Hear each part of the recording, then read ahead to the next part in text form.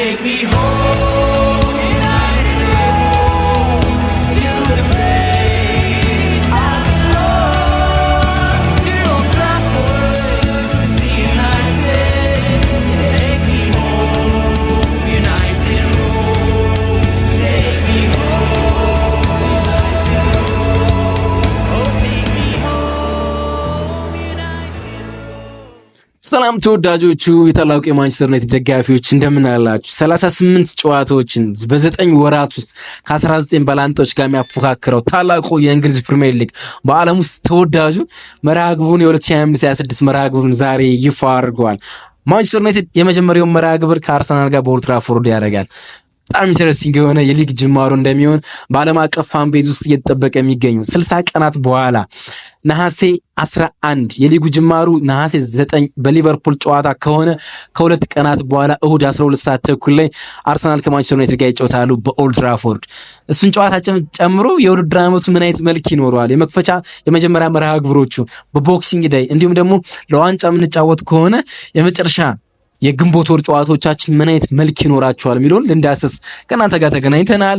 ጻፉልን በሊጉ ጅማሩና በሊጉ መጨረሻ ላይ ያላችሁን ሀሳብ፣ እንዲሁም ሰብስክራይብ አድርጉልን፣ ላይክ አድርጋችሁ ቪዲዮን ጀምሩ፣ የደወል ምልክቱን ደግሞ ተጫኑልን፣ ቪዲዮዎች ስንሰራ እናንተ ጋር እንዲደርሱ። እኒህ ሁሉ ነገሮች ስለምታደርጉልን ከልብ እናመሰግናለን። ከመሸጋገሪያ ሙዚቃ በኋላ እመለሳለሁ። አብራችሁን ቆዩ።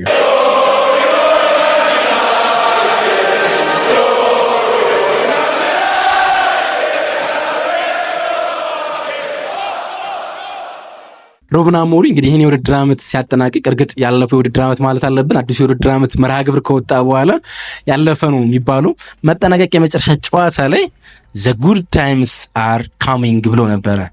ጥሩ ጊዜ እየመጣ ነው ብሎ ነበር። እንግዲህ ይሄን የውድድር ዓመት የሱን ቃል መሬት ላይ ወርዶ ወይ ደግሞ እውን ሆኖ የምንመለከትበት ይሆናል ብለን እናስባለን። የማንቸስተር ዩናይትድ በጣም አሪፉ ጊዜ ይመጣል ብለን እናስባለን። ማስታወስ የማንፈልገውን የውድድር ዓመት ነው ያሳለፍነው በ2024-25 በታሪክ ውስጥ ማለት ነው።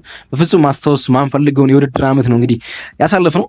አሁን ብዙዎች በጉጉት የሚጠብቁት ምን አይነት መልክ ይኖረዋል የሩበን አሞሪም ቡድን የሚሉትን የምንመለከትበት የመጀመሪያ ጨዋታ ነሐሴ 11 በኦልድ ትራፎርድ ምሽት 12 ሰዓት ከታሪካዊ ባላንጣችን ከአርሰናል ጋር ይሆናል ማለት ነውና በጣም ኢንተረስቲንግ የሆነ የሊግ ጅማሮ ነው ለግሎባል ፈን ወይም ደግሞ ለዓለም አቀፉ የእግር ኳስ ተመልካች እንኳን በጣም ማራኪ የሆነ የሊግ ጅማሮ ነው። የሚቀጥሉትን 60 ቀናት በጉጉት እንድንጠብቅ የሚያደርገን የሊግ ጅማሮ ነው የሚሆነው ማለት ነው። እንግዲህ 38 ሳምንታት ሊጉ ይቆያል።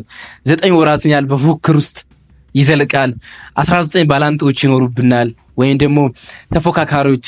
ከሜዳችንና ከሜዳችን ውጭ የሚደረጉ ጨዋታዎች የሚደረጉ ጨዋታዎች ደግሞ ኢንተረስቲንግ ናቸው። የትኞቹ ናቸው የሚሉትን ነው እንግዲህ እየዳሰስን የምንቆየው። ከአርሰናል ጋር የመጀመሪያ የሊግ ጨዋታችን ይሆናል።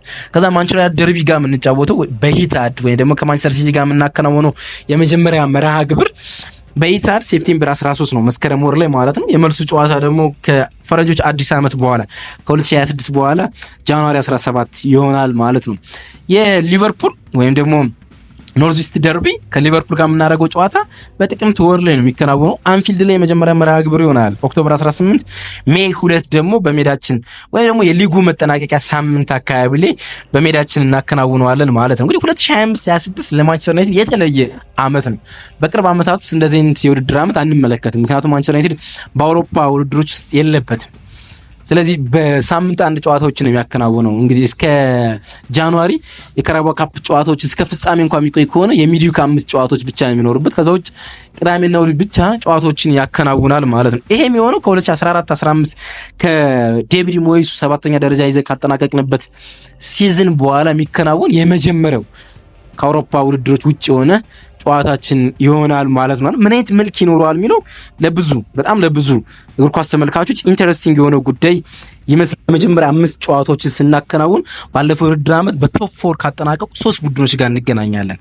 ለምሳሌ መክፈቻ ጨዋታዎችን በኦልድ ትራፎርድ ከአርሰናል ጋር እንጫወታለን።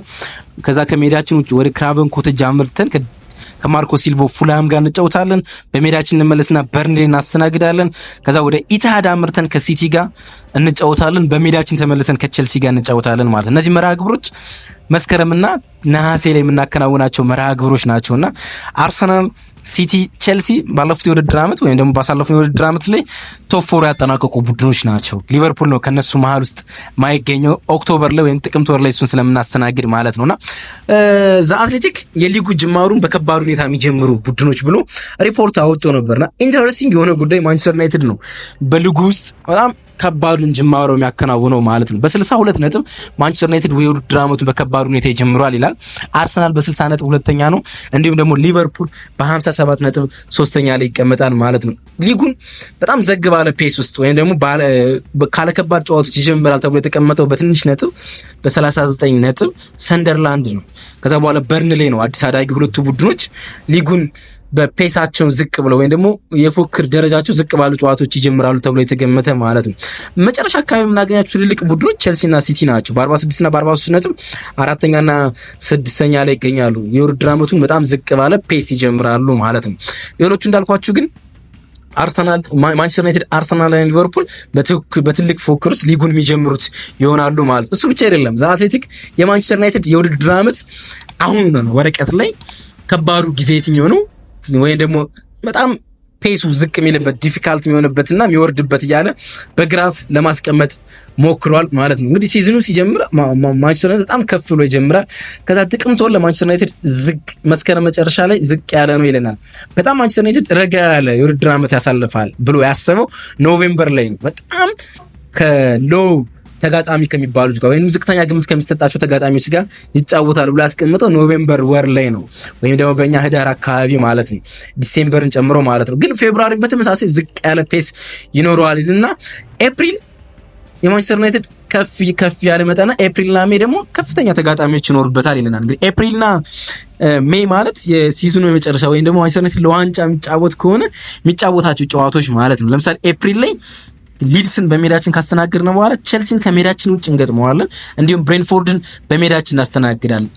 ራን ኢን በሚሉት ወይም ቦላታ በሚባሉ የመጨረሻው ፌዝ ላይ ደግሞ ለዋንጫ የምንጫወት ከሆነ ግንቦት ላይ ከሊቨርፑል ጋር በሜዳችን፣ ከአዲስ አዳጊው ጋር ከሜዳችን ውጭ፣ ከኖቲንግሃም ፎረስት ጋር በሜዳችን፣ ከብራይተን ጋር ከሜዳችን ውጭ መርሃ ግብሮችን እናከናውናለን ማለት ነው። ያን ያህል በጣም ፈታኝ እንደሆነ ማሳየት ይችላል። ግን በሊጉ ታሪክ በተከታታይ 9 ዓመታትን በሜዳችን ሊጉን የጀመርነው የመጀመሪያው በታሪክ የመጀመሪያው ቡድን እንሆናለን። ዘንድሮም የማንቸስተር ዩናይትድ የስታዲየም ውስጥ የሚገኙ ፋን ቤዞች ደግሞ ቡድናቸውን በመጀመሪያ ጨዋታ የማየት እድል አላቸው። እሱ ትልቅ ነገር ይመስለኛል። ሌላው ኢንተረስቲንግ የሚሆነው ጉዳይ የሊጉ ጅማሩንና መጨረሻውን ከተመለከተና ፌስቲ ፔሪድ የሚባሉ ወይም ደግሞ በተለምዶ እኛ ሀገር ቦክሲንግ ዴይ የሚባሉ መርሃ ግብሮች እንዴት ይሆናሉ ነው። በቦክሲንግ ዴይ ማንቸስተር ዩናይትድ ከቦርንማውዝ ጋር ከሜዳችን፣ ከአስቶን ቪላ ጋር በቪላ ፓርክ፣ እንዲሁም በክራቨን ኮቴጅ ከኒውካስል ጋርና ከፉላም ከወልቭስ ጋር በሜዳችን የምንጫወት ይሆናል ማለት ነው።